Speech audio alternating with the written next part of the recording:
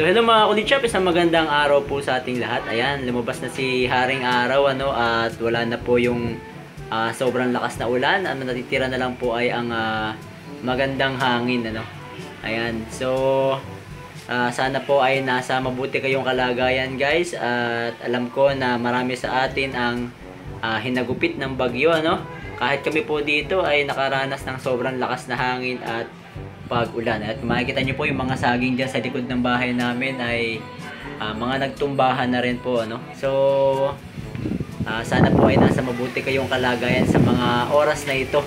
At ayun nga po guys, sa kasamaang palad, meron tayong mga kasamahan na possible na nalubog ang kanilang mga sasakyan sa baha.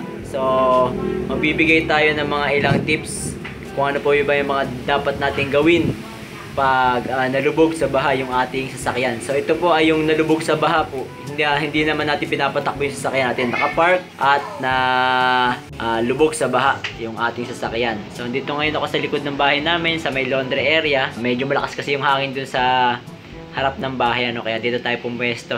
Pero bago po ang lahat, shoutout po muna kay Marcian Siasico 839, kay Christopher Belleca. Ayan, kay sir, sana po ay nasa mabuti kayong kalagayan sir at yung mga kamag-anak ninyo. Kay Jaime Lustiva Cardinal Jr., Jose Perry Benedicto, Nicoy Gens na taga Cebu, ayan, sa ating kabrad na taga Cebu. El Manuel Shongko, ayan, may dumaan pang jeep. Rainriel Alit, Jeff Etnam or Jeff Mante, Christopher Torio, Chanong Kipay, Mark Anthony Tapia, at kay Aga Cesar Vlogs. Ayan, shoutout po sa inyong lahat mga sir at mga ma'am, at sa lahat po ng sumusuporta sa Kulitshop. So i-discuss ko po ngayon kung ano yung mga dapat natin gawin guys sa ating sasakyan if ever na nakapark tayo at nalubog sa baha gaya na po nung nasa video.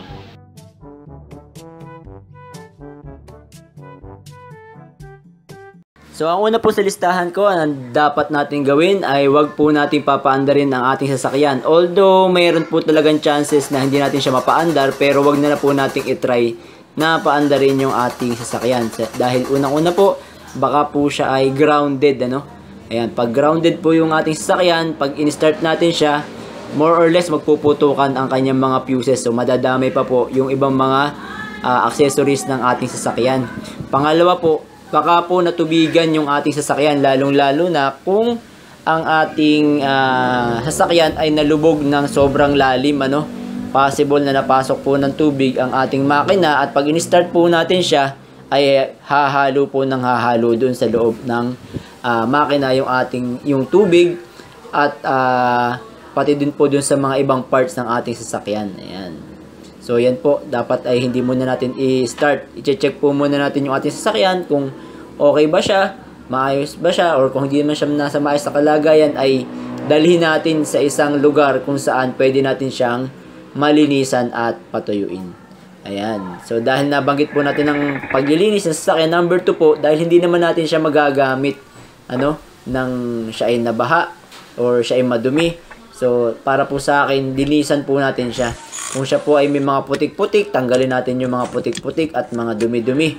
At atin pong i-disconnect yung mga pwede nating ma-disconnect na when it comes to electrical, para hindi naman masira yung sasakyan natin if ever na atin siyang lilinisan. So kailangan kasi yan basain para malinisan, or atin parang i-detail So linisan natin kasi hindi natin makikita kung ano yung mga possible na naging problema sa kanya kung madumi yung ating sasakyan. So in that way, pag malinis po yung ating sasakyan at tanggal natin yung kahit pa paano yung mga putik-putik, yung mga dumi-dumi, ma-assess natin kung ano yung mga possible pa natin gawin para maisalba yung ating sasakyan.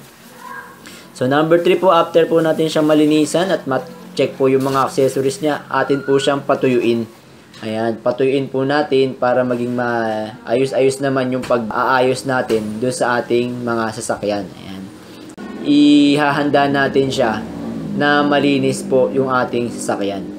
Then number 4, ayun po, mag-flushing po tayo or mag-drain ng mga fluids. So naandyan po yung ating engine oil, naandyan po yung transmission oil, na andyan po yung gear oil. So, depende nga po sa pagkakalubog, ano. Kung sobrang lubog po yung sasakyan natin, mas mabuti po talagang tanggalin natin lahat ng mga oils. Para hindi na siya mag-circulate dun sa system, dun sa makina natin, na pwede pang mag-cause ng further damage. Kasi, pag hindi natin na-flush yung mga oil at yung mga tubig na pumasok, na possible pumasok sa makina, possible na pumasok dun sa ating transmission, at possible na pumasok dun sa ating gear oil, magkukos po yan ng wear and tear. Okay, so aside from po dun sa mga oil natin, papalitan po din natin yung mga steering fluid, yung brake fluid, yung clutch fluid. Ayan, so tanggalin po natin lahat yan at i-flush natin. Yung atin pong radiator, ayan, tanggalin po natin yung laman at palitan po natin ng coolant. Ayan. As well as po yung ating gas. Ayan, yung iba po ay nag-change nga po ng mga fluids. Yung gas naman po or yung gas tank ay hindi nila na ibaba or hindi nila na i-drain. Possible naman na mapasukan ng tubig dun sa combustion chamber natin at contaminated po yung ating tangke, no? I-drain din po natin para at least kahit papaano sure tayo na walang tubig na makahalo dun sa ating system.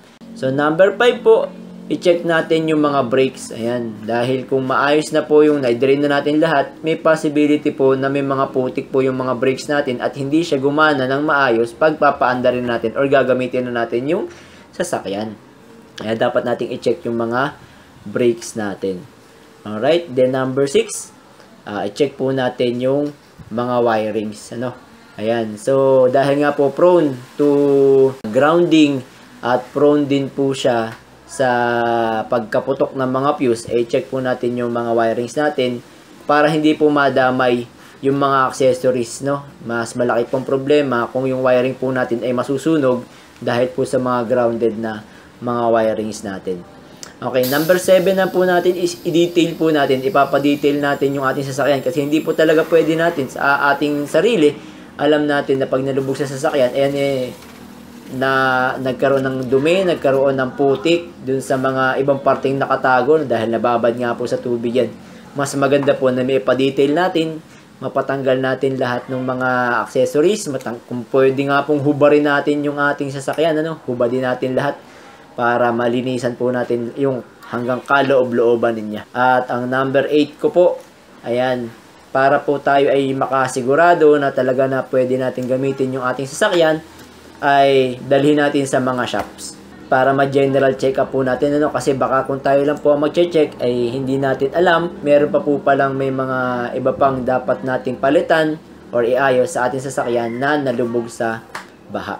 Kung meron pa po kayong mga iba pang alam na added tips para po mapangalagaan natin or maisalba natin yung ating sasakyan na nalubog sa baha, paki-comment na lang below po dito sa ating comment section para ma-inform din po yung ating ibang mga kasama na makakapanood po ng video na ito. Ito pong mga tips po na ito ay ibibinibigay po natin sa abot ng ating makakaya para po magkaroon ng info dun sa ating mga kasamahan na yun, naapektuhan nga po ng pagbaha. Ayan, at sana po ay maisalba natin yung ating mga sasakyan at kung hindi man po ay alam po naman natin na lahat po ng problema ay meron po yung solusyon. Mahalaga po ay buhay po tayo at hindi po tayo napahamak during dun sa pagbaha. Ang mga material na bagay naman po ay yan ay kaya natin palitan yan. Magpasalamat po tayo sa Diyos at hindi po tayo pinabayaan during dun sa kalamidad na hindi gaya po ng iba na talagang may mga nasalanta at malaki po ang nawala sa kanila. Alright, ganito lang po siguro ang ating video at sana pa may nabag na naman ako kapakipakinabang sa araw na ito. At sa mga hindi pa po nakasubscribe, subscribe lang tayo sa Kulit Shop. Ang shop na makulit pero walang physical shop. See you in my next videos. Bye-bye! Kulit Shop would like to thank the following sponsors: SJP Marketing, SJP Marketing Car Parts and Accessories, Gelson's Pagsugiron, Gelson's Vlog, and Gelson's D-Store.